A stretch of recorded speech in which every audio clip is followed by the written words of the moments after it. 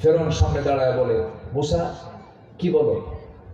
আল্লাহ আমারে পাঠায় দিয়েছে, তাড়াতাড়ি কালিমা করে মুসলমান হও। এই কথা কি বুঝতেছেন? সোজা কথা। তো ফেরাউন বলতেছে, ঠিক আছে, ভালো কথা, তোমার সঙ্গে এটা কি আসছে? আমার ভাই হারুন, এটা আল্লাহর নবী। ফেরাউন বলে, তোমার আল্লাহর কাজ নাই কাম নাই, একই ধরে দুই নবী। উনি গেছেন ক্ষেপে, হাতে থাকতো কি বলে? লাঠি থাকতো। তিনি লাঠি দেখায় ফেললেন এবং প্রচন্ড ক্ষেপে গেলেন তিনি। সেই নবীর বিরুদ্ধে ফেরাউন যখন এই একটা শারীরিক ত্রুটির কথা যখন সে বলে ফেললো, তিনি এটাকে আল্লাহর কাছে বলে ফেলেন, আল্লাহ তুমি এটার বিচারপত্রে করে দাও। আল্লাহ সময় নিলেন না, ক্ষেপণও করলেন না, বললেন, মুসা আমি সম্পূর্ণ প্র্যাকটিক্যাল তোমাকে দেখায় দেবো, যাও। যেরকম সুবহানাল্লাহ। মুসা আলাইহিস সালাতু ওয়াস সালাম একদিন গোসল করার জন্য তিনি পানিতে নামলেন। সেই দিন বিকল্প কোনো তার পায়জামা ছিল না, লুঙ্গি ছিল না। ওই যে লুঙ্গি তিনি পরবেন, ওই লুঙ্গিটাই তার পরনে ছিল। তিনি গোসল করবেন, বিকল্প কোনো কাপড় না থাকার কারণে ওই লুঙ্গিটা করলেন কি, একটা পাথরের উপরে রেখে দিলেন। পাথরের উপরে রেখে দিয়ে তিনি পানির মধ্যে নামলেন, গোসলটা করলেন। গোসল করার পরে তিনি চিন্তা করেন, গোসলটা করে তিনি আবার সেই লুঙ্গিটাই পরবেন। লুঙ্গি পাথরের উপরে রেখে যখন গোসল করা তিনি শুরু করেছেন, গোসল করা শেষের পরে যখন তিনি লুঙ্গিটা পরে যখন লুঙ্গিটা নিয়ে যখন আবার তিনি পরিধান করবেন, এমন সময় আল্লাহ পাথরকে অর্ডার করলেন, পাথর মুসার লুঙ্গি নিয়ে আমার দৌড়। আল্লাহু আকবার বলবেন, দৌড়। সহি কথা। লুঙ্গি নিয়ে যখন পাথর দৌড় মারা শুরু করলো, পাথরের তো কোনো প্রাণ নাই, মাটিরও তো কোনো প্রাণ নাই, কিন্তু এই মাটির দেহে প্রাণ দিয়েছেন কে? অনস্তিত্ব থেকে অস্তিত্ব দিতে পারেন কে? অসম্ভবকে সম্ভব করতে পারেন কে? আল্লাহ পারেন। ওই পাথরের মধ্যে প্রাণ আল্লাহ পাক ঢুকায় দিলেন, পাথর নিয়ে দৌড় মারা শুরু করে দিয়েছে লুঙ্গিটা। পাথরও দৌড়ায়, পিছনে মুসাও দৌড়ান। আল্লাহ রাব্বুল আলামিন তার স্মৃতি থেকে তিনি যে উলঙ্গ, এই কথা ভুলে দিয়েছেন, তিনি উলঙ্গ হয়েছেন, এটা তার মনেই নাই। হাতের মধ্যে লাঠি, তিনি সেই লুঙ্গিটা নেওয়ার জন্য পাথরের পেছনে দৌড়াচ্ছেন। পাথরও দৌড়ায়, নবীও দৌড়ান। দৌড়াতে গিয়ে ওই পাথর গিয়ে আল্লাহ পাক তাকে অর্ডার দিয়েছেন, পাথর তুই এই লুঙ্গিটা নিয়ে সোজা ফেরাউনের দরবারে যাবি। কার দরবারে? ফেরাউনের দরবারে চলে গেছে। ফেরাউন তার মন্ত্রী পরিষদ নিয়ে বিশাল বৈঠকে বসে গেছে, সব মন্ত্রীর সামনে হাজির। এইদিকে পাথরটা ওই লুঙ্গিটা বহন করে সোজা চলে গেছে ফেরাউনের সামনের কাছাকাছি চলে গেছে। মুসা আলাইহিস সালাতু ওয়াস সালাম পিছে এসে এবার থেমে গেছে পাথর। লুঙ্গিটা হাত দিয়েছেন, কিন্তু এই দিকে ফেরাউন নিচের দিকে তাকায় দেখে অস্ত্রপাতি সব ঠিক আছে। আল্লাহু আকবার, যেরকম আল্লাহু আকবার। ফেরাউন চেয়েছিল আল্লাহর পয়গম্বরকে জাতির সামনে খাটো করা, কিন্তু আল্লাহ তাআলা মুসা আলাইহিস সালামকে জাতির সামনে ক্লিয়ার করে দিলেন যে আমার মুসার কোনো সমস্যা নাই। 16 বছর পর জাতির সামনে সব আল্লাহ ক্লিয়ার করে দিয়েছেন, সব জালিম হলো ওরা, আলেমদের কোনো দোষ নাই। ঠিক কি না? আল্লাহ আছেন? আল্লাহ আছেন না নাই? মুরব্বীরা বলতো ও না মরা পর্যন্ত উপায় নাই, বলতো না? কিন্তু মরা লাগছে, তাজাই আছে। কিন্তু দেশে আছে না দিল্লি আছে? দেশে আছে না দিল্লি আছে? দেখেন 25 বছর আগে আল্লামা সাইদি বলতে পারতেন লন্ডনে চলে যাবে, সেখানে তার বোনের বাড়ি আছে, ভাগ্নির বাড়ি আছে। বিআই বাড়ি হলে আমেরিকা চলে যাবে। বিআই বাড়ি বললো না, বোনের বাড়ি বললো না, বললো কি মামু বাড়ি দিল্লি।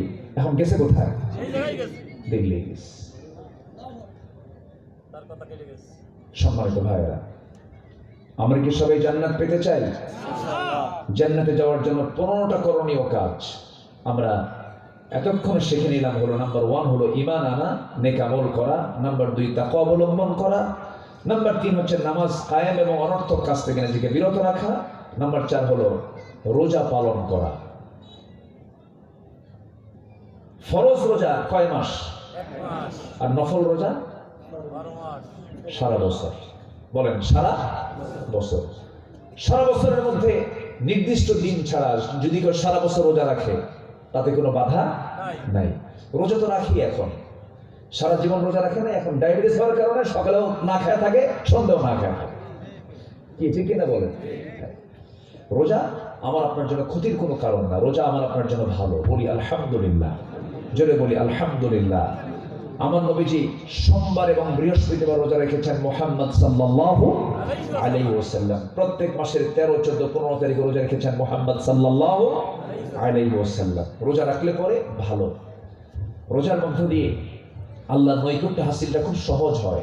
নামাজ দেখা যায়, হজ দেখা যায়, আলহাজ নামাজ দেখা যায়, সেলিব্রেশন নামাজি। দান করলে শোনা যায় লোকটা দান করে, দেখা যায়। দানবী দেখানো যায়, নামাজ দেখানো যায়, হজ দেখানো যায়, রোজা আসতে কয় দেখানো যায়, দেখানো যায় না। কেন দেখানো যায় না? এটা এমন একটা ইবাদত, পৃথিবীর কোন লোকের সঙ্গে এটার সম্পর্ক নাই। সম্পর্ক বান্দার কার সাথে? আসতে বলবেন না, কার সাথে? সাউথ কোরিয়া গিয়েছিলাম বেশ কয়েক বছর আগে। ওই দেশের মানুষ হলো বৌদ্ধ ধর্মের মানুষেরই বেশি। বিশেষ করে এশিয়ার ভিতরে বৌদ্ধ লোক বেশি।